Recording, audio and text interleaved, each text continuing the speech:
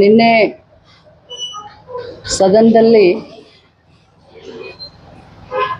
ಭಾರತದ ಸಂವಿಧಾನ ಶಿಲ್ಪಿ ಡಾಕ್ಟರ್ ಬಾಬಾ ಸಾಹೇಬ್ ಅಂಬೇಡ್ಕರ್ ಅವರ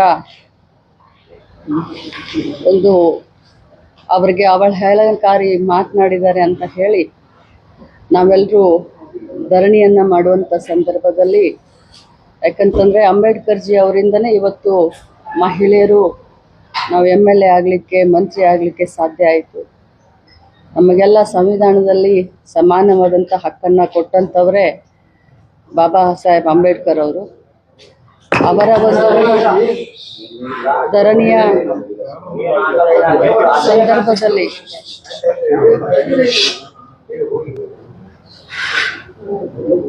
ಎಲ್ಲರೂ ಧರಣಿ ಮಾಡಿ ಮುಗಿಸಿ ನಾವೆಲ್ಲ ಕೂತ್ಕೊಂಡಿದ್ವಿ.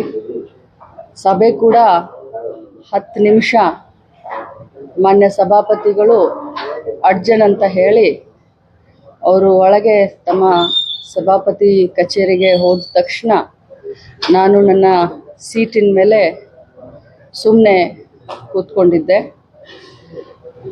ಆದರೆ CT ರವಿ ಅವರು ನಮ್ಮ ನಾಯಕರಾದಂಥ ರಾಹುಲ್ ಗಾಂಧಿ ಅವರಿಗೆ ಡ್ರಗ್ ಅಡಿಕ್ಟು ಅಂತ ಹೇಳಿ 3-4 ಬಾರಿ ಅಂದರು. ನಾನು ಮತ್ತೇನು ಸುಮ್ಮನೆ ಕೂತ್ಕೊಂಡೆ ತಾಳ್ಮೆಯಿಂದ. ಮತ್ತೆ ನನ್ನನ್ನು ನೋಡಿಕೊಂಡು ಡ್ರಗ್ ಅಡಿಕ್ಟ್ ರಾಹುಲ್ ಗಾಂಧಿ ಅಂತಂದರು. ಡ್ರಗ್ ಅಡಿಕ್ಟ್ ರಾಹುಲ್ ಗಾಂಧಿ ಯಾಕೆ ಅಂತೀರಾ? ಹಾಗಾದರೆ ತಾವು ಕೂಡ ಆಕ್ಸಿಡೆಂಟ್ ಮಾಡಿದಿರಲ್ಲ, ಹಾಗಾದರೆ ತಾವು ಕೂಡ ಕೊಲೆಗಾರರಾಗ್ತಿರಲ್ಲ ಅಂತ ಅಂದೆ. ನಾನು ಹಾಗೆ ಅಂದ ತಕ್ಷಣವೇ ತಿರುಗಿ ತಾವೆಲ್ಲರೂ ಕೇಳಿದ್ದೀರಾ, ನನಗೆ ಆ ಪದವನ್ನು ಬಳಸಲಿಕ್ಕೆ ತುಂಬ ಅಸಹ್ಯ ಆಗುತ್ತೆ. ನಾಗರಿಕ ಸಮಾಜದಲ್ಲಿ, ರಾಜಕಾರಣದಲ್ಲಿ ಭಾಳಷ್ಟು ಧೈರ್ಯ ಮಾಡಿ, ಭಾಳಷ್ಟು ಕಷ್ಟದಿಂದ ಒಬ್ಬ ಸಾಮಾನ್ಯ ಕಾರ್ಯಕರ್ತೆಯಾಗಿ ಇಲ್ಲಿವರೆಗೆ ಒಬ್ಬ ರಾಜ್ಯದ ಎಲ್ಲ ಮಹಿಳೆಯರನ್ನ ಪ್ರತಿನಿಧಿಸ್ತಾ ಇದ್ದೀನಿ.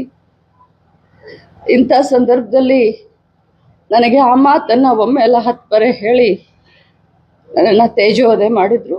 ಇದಕ್ಕೆಲ್ಲ ಹೆದರೋದಿಲ್ಲ ನಾನು. ಆದರೆ ನಾನು ಕೂಡ ಒಬ್ಬ ತಾಯಿ, ಒಬ್ಬ ಅಕ್ಕ, ಒಬ್ಬ ಅತ್ತೆ.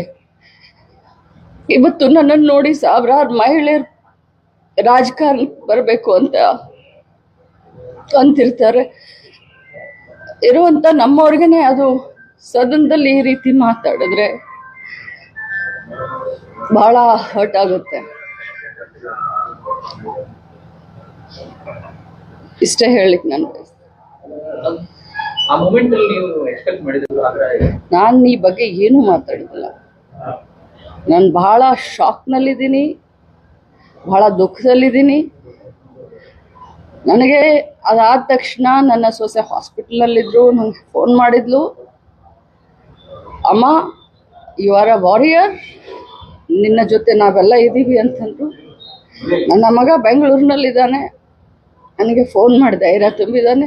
ನನ್ನ ತಮ್ಮ ಬೆನ್ನಿಗಿದ್ದಾರೆ, ನನ್ನ ಕ್ಷೇತ್ರದ ಜನ ನನ್ನ ಬೆನ್ನಿಗಿದ್ದಾರೆ, ಕಾಂಗ್ರೆಸ್ ಪಕ್ಷದ ಜನ ನನ್ನ ಬೆನ್ನಿಗಿದ್ದಾರೆ. ಈ ಸಂದರ್ಭದಲ್ಲಿ ನಾನು ಇದಕ್ಕಿಂತ ಜಾಸ್ತಿ ಏನು ಮಾತಾಡಕ್ಕೆ ಹೋಗ್ತೀನಿ. Thank you.